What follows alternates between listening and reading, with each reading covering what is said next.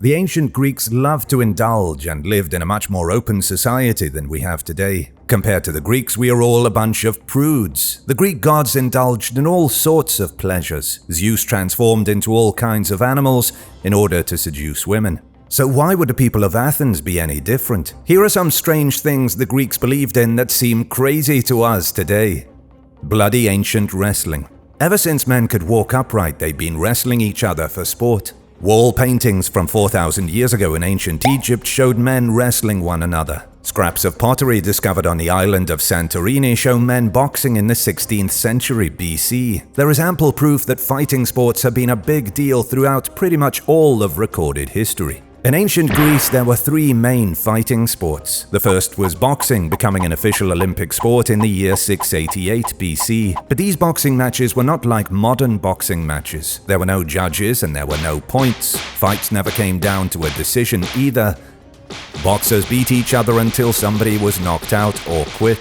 To protect their hands, boxers used thin leather wraps called hymantes mylachai. It was bloody and brutal. The second major sport in ancient Greece was wrestling. Two men stuck in a ring with no weight classes and no time limits. Some matches reportedly went on for hours, with men growing too exhausted to hold themselves up. To win a wrestling match in ancient Greece, the fighter had to throw his opponent 3 times to the ground. There weren't very many rules though, so you could do things like break your opponent's fingers, whatever it took to win. The third sport was pankration. It was a combination of boxing and wrestling, essentially ancient Greek mixed martial arts. Fighters could use leg sweeps and kicks. They could knee each other. But just like in modern MMA, there was no biting or eye gouging. This became an official Olympic sport in 648 BC, with champions sometimes being elevated to the status of demigods.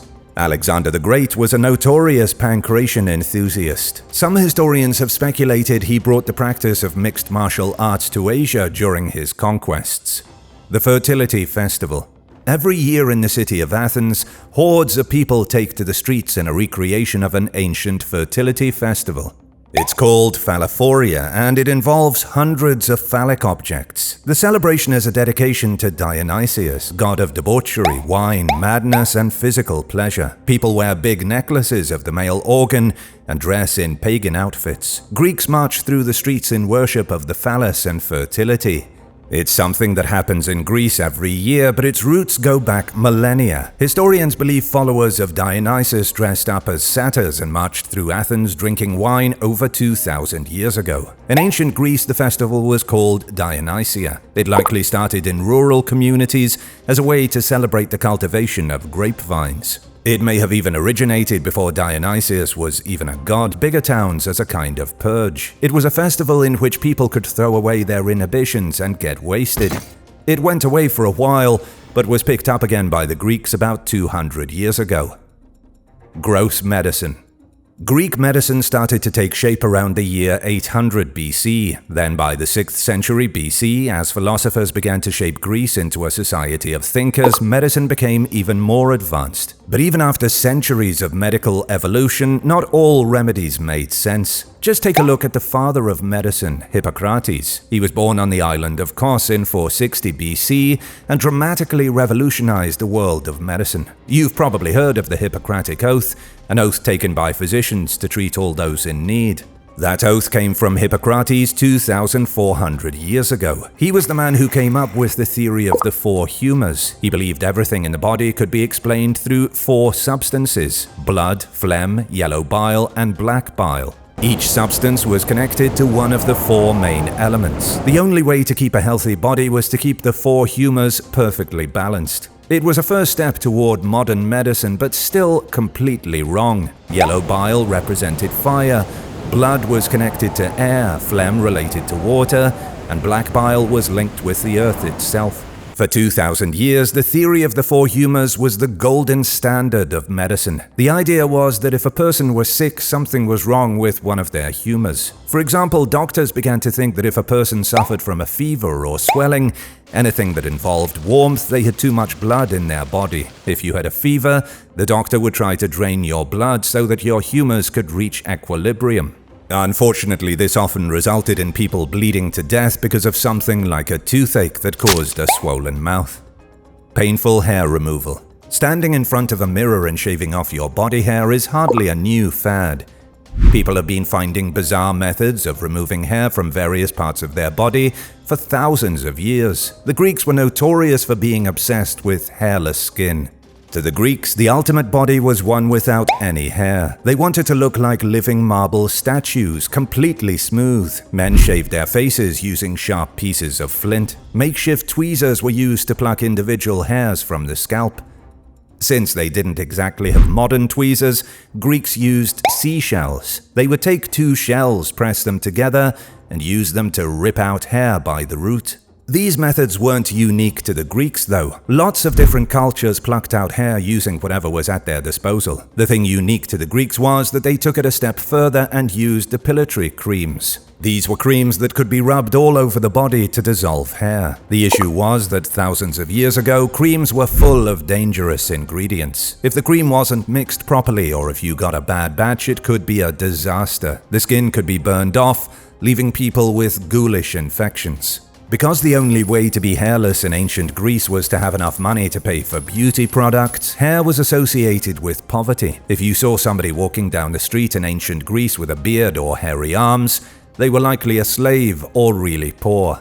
The Damnation of Herostratus. Herostratus was the man so reviled by ancient Greeks that it was made illegal to say his name out loud. The story begins around the year 1000 BC. A group of Athenian immigrants crossed the Mediterranean Sea and founded the city of Ephesus in Turkey. Their favorite goddess was Artemis, lord of chastity, hunting, and wild animals. They built a massive temple in her honor, with its construction taking an estimated 100 years. According to historian Herodotus, the temple to the goddess was so impressive, it became one of the 7 wonders of the ancient world. It held a place alongside the Great Pyramid of Giza and the Colossus of Rhodes. The temple was called the Artemisium, supposedly 429 feet long and almost 100 feet tall. Roman philosopher Pliny the Elder wrote that it had 127 columns holding up the ceiling, with massive statues of Artemis. In 356 BC, the Artemisium was destroyed. Herostratus went into the temple at night and burned it to the ground. He was supposedly seeking infamy. In a time of heroes and legends, Herostratus wanted his name to be remembered forever for his villainous deed. He was captured by the city's authorities, who decided death was not adequate for destroying their great temple. Of course, he was sentenced to die, but Herostratus was also sentenced to another bizarre punishment called Damnatio Memoriae. From that moment onward, it was forbidden to mention his name anywhere, either verbally or in writing. It was meant to erase his name forever from the world. Clearly, it didn't work. Ancient adultery. In ancient Greece, women did not have quite as many rights as the myths seem to suggest. There are a lot of Greek legends about strong and powerful women, especially the goddesses of Olympus. But the truth is that in ancient Greece, women belonged to men. This is especially true when it comes to marriage. In Greece, a man's wife was considered his object. If a woman was damaged, for example, through an assault, it was seen as damage to the man's property. Even if the woman wasn't married, the crime was treated as if her guardian had been wronged. Criminals would be punished as if they had stolen livestock.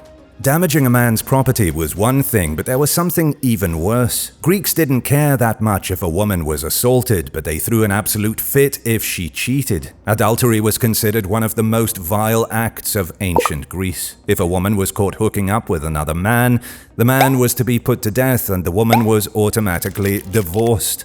Why did Greeks care more about cheating than they did about violence? It was all about the way they saw the world. They saw adultery and cheating as deceptive, which to the Greeks was worse than violence. Greek men were notorious for what modern people might consider abnormal behavior. 2 men could have flings and it was totally fine. Men could sleep with pretty much whoever they wanted, as long as it wasn't another man's wife. Cheating was seen as a way of trying to make a woman be disloyal to her family, which was sneaky and unthinkable. There was also a chance that the adulterous couple would produce illegitimate children. All in all, adultery was seen as a threat to society, while things like assault and men hooking up with other dudes was totally fine. The Unibrow.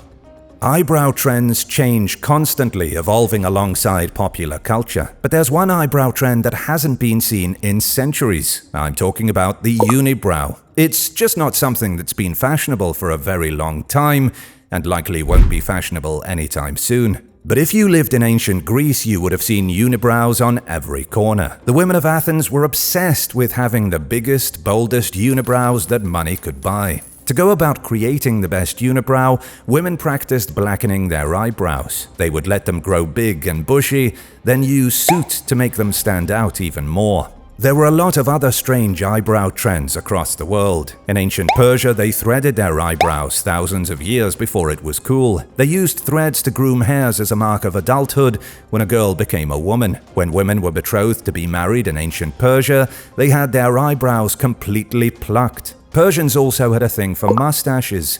Men and women had very similar ideas of beauty. It would have been common to see young men and women completely hairless, except for a thin mustache and extraordinarily dark eyebrows. Ostracism.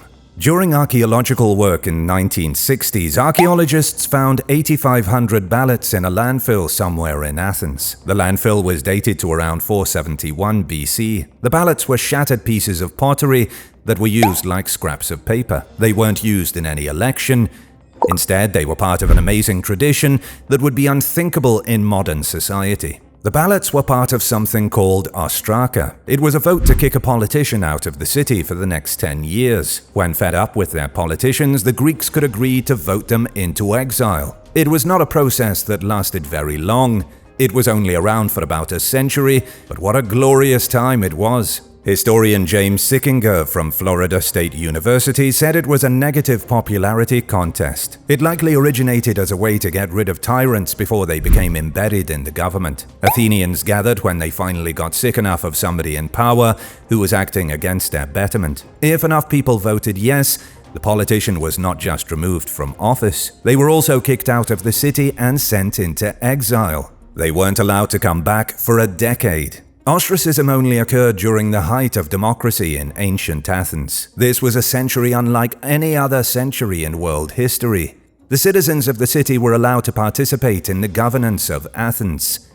Women, enslaved workers, and foreigners could all vote to keep their government in check. Anyone who was becoming too powerful or too influential and not doing right by Athenians could find themselves ostracized. It worked until government officials put a stop to it. Sacred prostitution. Herodotus was a Greek historian who lived sometime between 484 and 413 BC. It's thanks to Herodotus that so much is known about the culture of ancient Greece.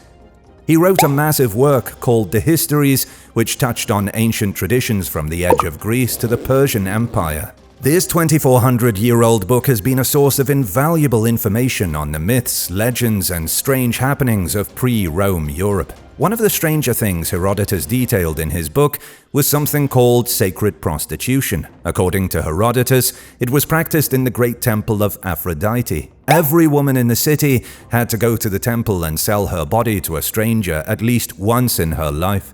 There was no specific amount of money that was to be paid. The first man who cast money into the woman's lap would do the deed with the woman. After the exchange was finished, the woman left the temple and the man went home. Her sacred duty was considered complete.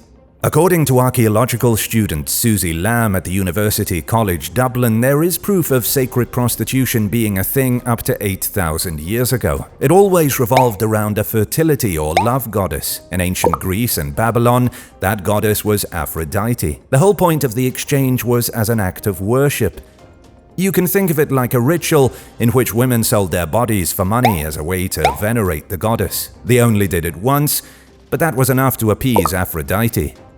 What do you think is the weirdest thing ancient Greeks did? Let me know your thoughts in the comments, and thanks for watching. Remember to subscribe and come back soon for more shocking videos on ancient history.